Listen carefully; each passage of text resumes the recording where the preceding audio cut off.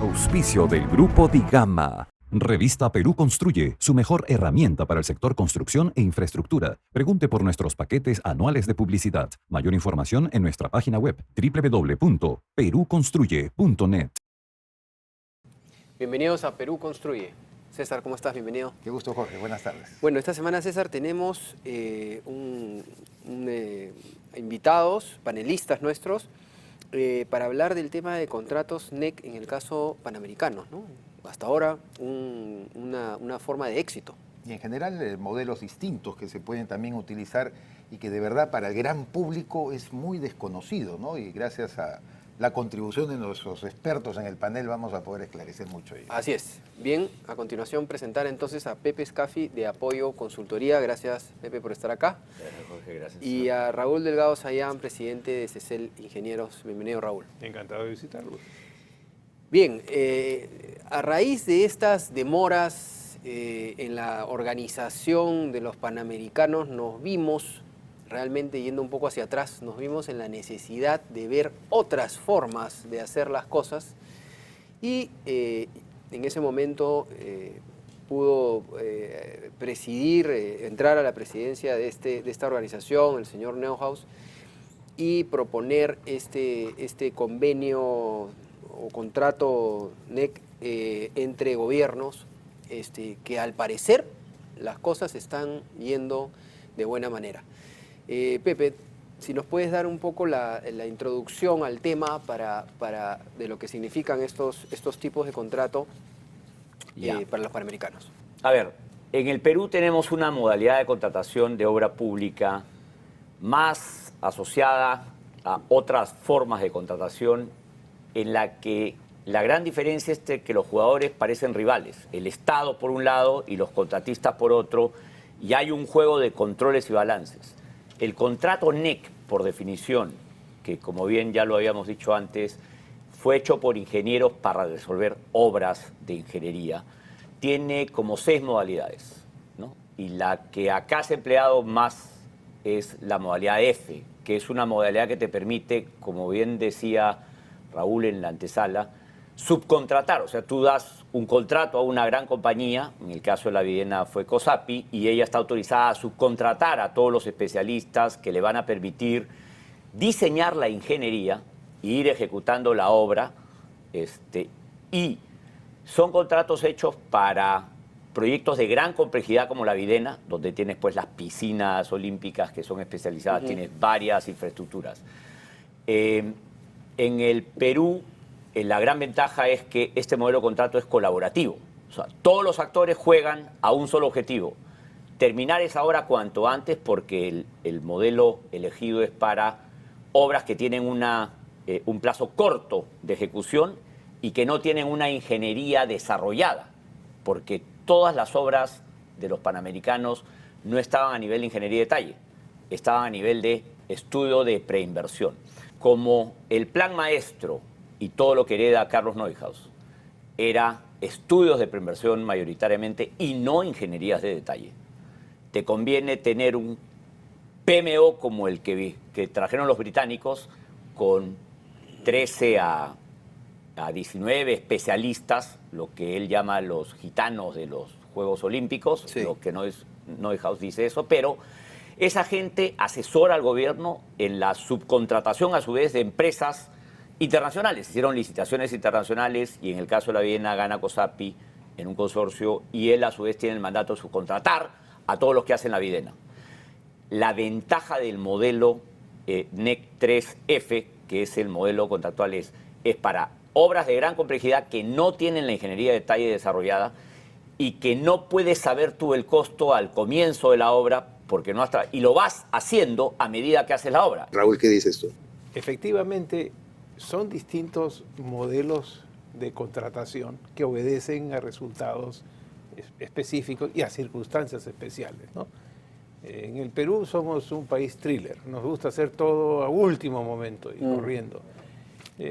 Lo de los Panamericanos no es la primera vez que se ha hecho en el Perú.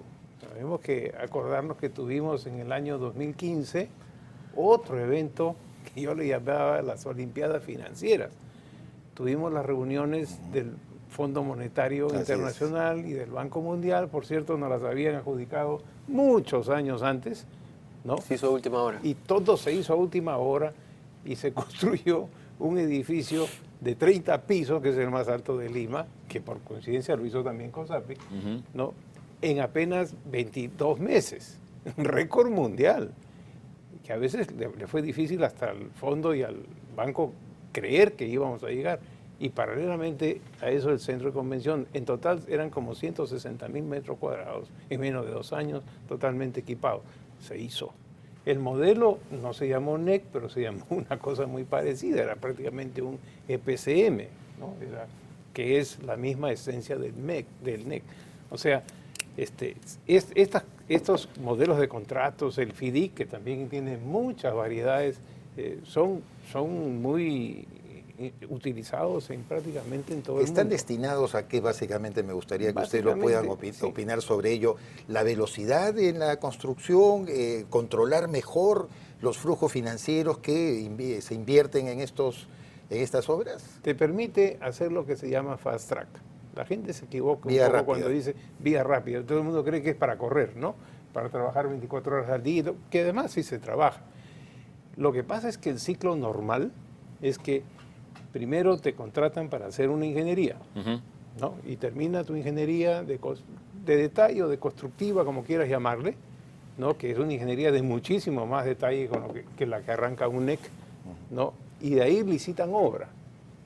El fast track implica que tú tienes que contratar a un grupo de PMOs, o sea, gerentes, gente muy preparada, que sea capaz de administrar un proceso donde exista una superposición. Quiere decir, no necesitas terminar totalmente el proyecto de ingeniería para recién ahí licitar y construir, sino que vas generando la ingeniería en función de la necesidad de la construcción. Entonces, por ejemplo, si para construir una edificación tú comienzas por los cimientos, los primeros planos que salen son los cimientos, pero para hacer los planos de los cimientos ya tienes que saber todo lo que viene encima y tener la experiencia suficiente para poderlos hacer sin correcciones. Ahora, adicionales siempre va a haber. Me interesaría si hacemos una pequeña interrupción en el tema, porque es muy importante para nosotros como programa de televisión dejar bien en claro este tema de las adendas. Y tú lo has explicado bien hace un rato, porque si pudieras incidir un poco más en eso, ¿no? Toda obra hoy en día, porque hay una cantidad de falta de desconocimiento, si se puede decir así, que muchas veces se piensa que a cualquier obra que se haga de ahora en adelante, si tiene un poco de costos que son normales además, ya inmediatamente Contraloría y hay que ver, ¿no?, dónde es que robó. Y así no son las cosas, ¿no? Una buena pregunta. Y yo te voy a confesar que cuando yo empecé, soy economista, no soy ingeniero, pero cuando empecé a lidiar con obras públicas, cuando tenía pelo y estaba a cargo de una corporación de desarrollo, yo no entendía cómo era posible que ingenieros no fueran precisos en sus cálculos de ingeniería. Y hasta ahora les reclamo, en cierto caso, por qué la ingeniería no ha contemplado estas cosas, ¿no? Y obviamente acá el maestro también alguna vez ante la misma pregunta me fue enseñando que obviamente pues hay determinadas condiciones para hacer una buena ingeniería. El criterio, la experiencia del profesional, más los cálculos, él lo puede explicar mejor que yo. Y es verdad, o sea, tú te puedes encontrar con que en el momento que estabas diseñando una obra, y peor aún en el caso de los Panamericanos, no era ingeniería de detalle, era una preinversión que no tomó la consideración experta del tipo de piscinas o del tipo de instalaciones que requieren los Juegos Panamericanos. Los que hicieron los estudios de preinversión no se metieron en ese detalle. Entonces, ya cuando tú entras con el contrato, es ahí donde empieza lo que Raúl explicaba. Vas armando los primeros expedientes críticos y vas desarrollando la ingeniería de detalle. Va a haber una diferencia final, pero no es ingeniería contra ingeniería. La AACE, que es una asociación americana para las mejores prácticas de control de costos, te dice que dependiendo del nivel de precisión, el nivel de precisión del presupuesto depende del nivel de madurez del proyecto, que en otras palabras es del grado de detalle de la ingeniería.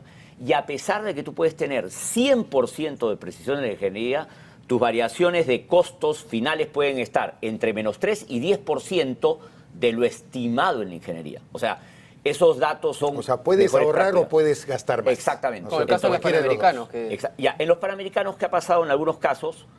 no, me refiero los- al ahorro, ¿no? De 4.000. Mira, en los Panamericanos, en la villa, en la que van a vivir la villa olímpica, han ahorrado plata. O sea, cuando encontraron el proyecto, Carlos lo debes haber escuchado, que habla pues de que se encontraron como 30 edificios, ¿no es cierto?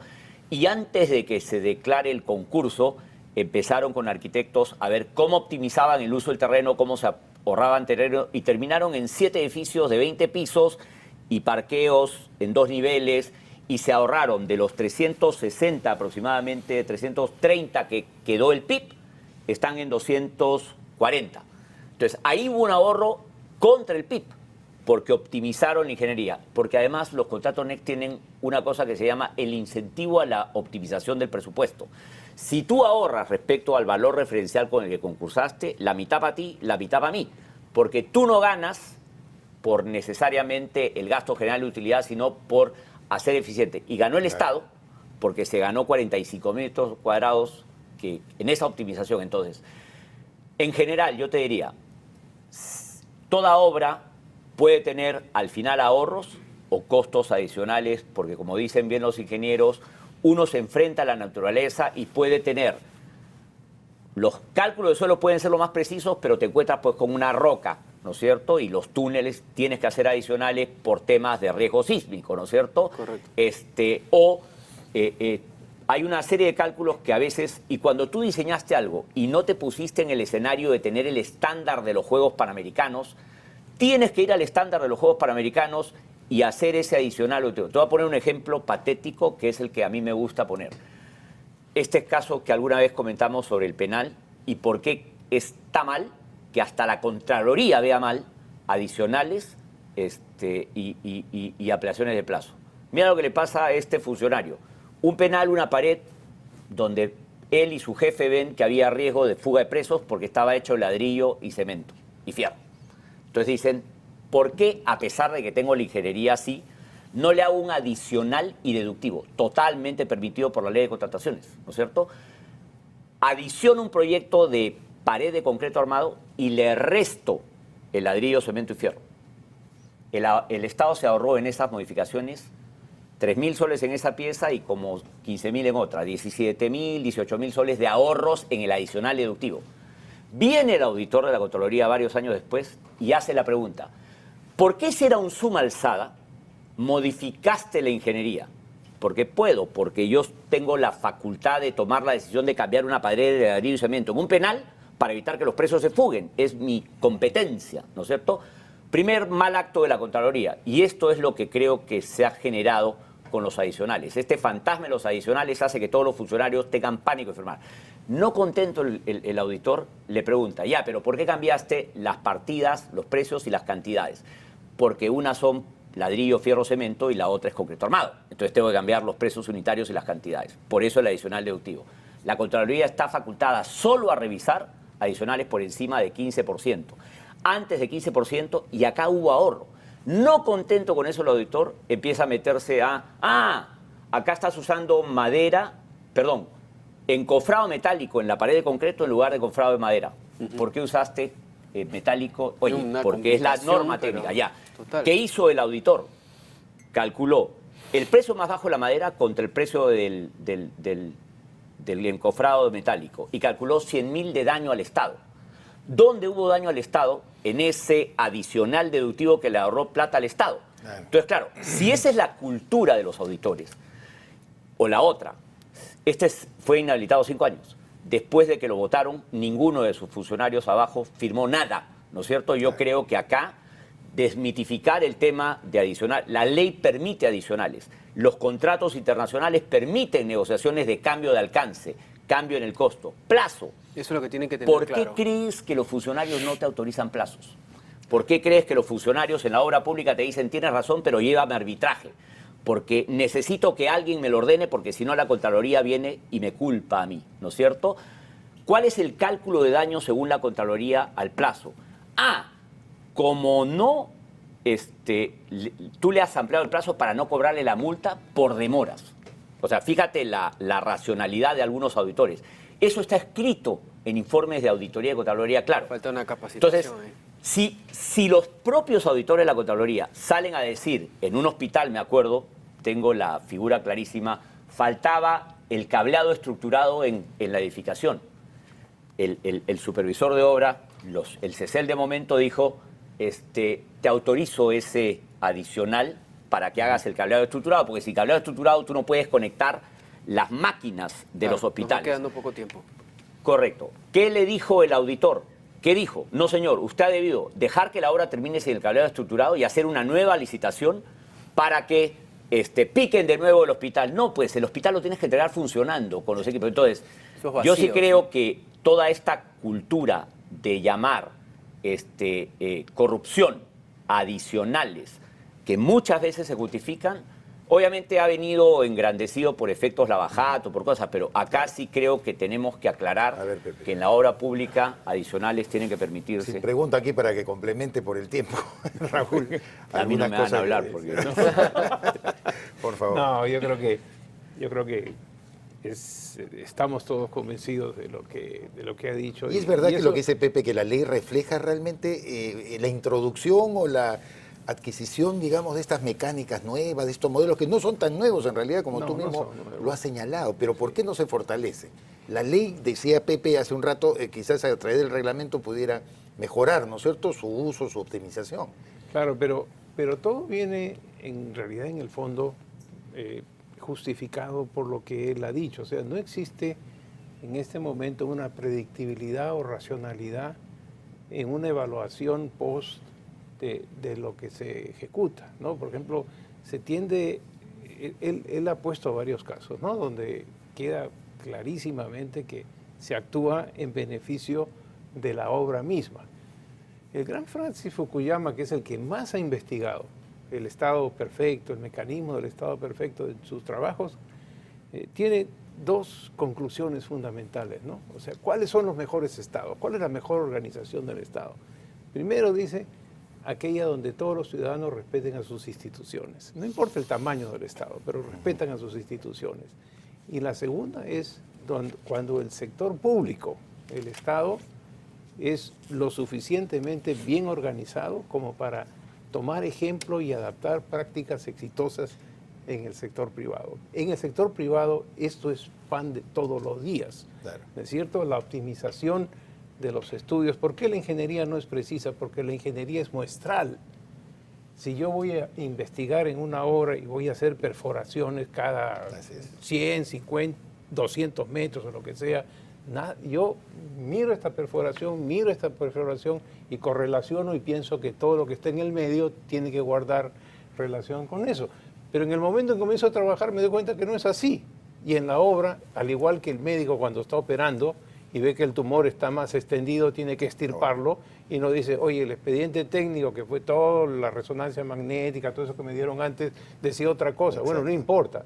Lo que yo tengo que hacer es actuar sobre lo que tengo. Lo que vea, lo que veo, adentro, ¿no? Y tomar una decisión, claro. Porque para eso tengo conocimiento, experiencia y criterio profesional para hacerlo. Y eso en este momento, tanto en los funcionarios como en los tercerizados que tienen que tomar estas decisiones, le produce cierto temor, porque inmediatamente viene un proceso investigatorio donde no hay delito, pero lo crean, pues, ¿no? Eso de decir, oye, por la ampliación de plazo que le has dado, en realidad le has perdonado la multa. Entonces, exactamente. Como ahora que el negocio del Estado fuera a poner multas. En realidad la multa no viene a ser otra cosa que un aliciente para que no te demores.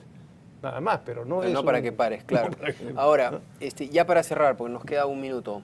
En este programa, en Perú Construye, siempre queremos poner sobre la mesa la problemática, pero también cuáles son los puntos a favor. Nos escucha el gobierno, nos escucha Contraloría, nos escucha la gente que está involucrada, ¿no? Muy corto, por favor, Pepe y Raúl, cada uno. ¿Cuáles son los puntos que tenemos que aconsejarle a estas personas para que realmente esto cambie? La ley está muy bien hecha ya, se ha mejorado mucho, siempre se puede perfeccionar. El problema es la implementación de la ley. Y ahí mi consejo final siempre va a ser, en obras públicas lo que hay que cambiar es la cultura de los auditores de la Contraloría. ¿Capacitación?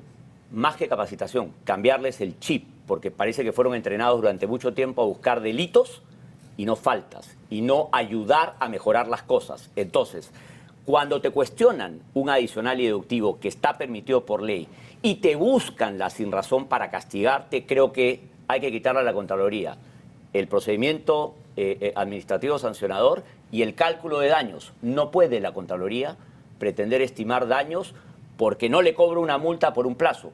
La multa que le están cobrando a los del tren, a la línea 2 del metro, porque los ingenieros coreanos y chinos no se inscribieron a tiempo del Colegio de Ingenieros del Perú. 300.000 dólares de multa por eso, ¿no es cierto? Y ahí no había ninguna causa por la cual multar a nadie. Destituidos 14. Eso es lo que hay que erradicar para mí, si quieres cambiar una cultura de cumplir la ley, haciendo adicional, deductivo, como tiene que hacerse en una obra por la naturaleza de la obra. Fit for purpose es lo que tienes que hacer. Raúl, para terminar. Que nos dejen a los ingenieros hacer lo que sabemos hacer, hacer ingeniería y hacerla productivamente, y que a final de cosas te hagan una evaluación, como se hace en cualquier parte del mundo, que te comparen con parámetros internacionales. Por ejemplo, ¿cuánto es el metro cuadrado? ¿Cuánto es internacionalmente?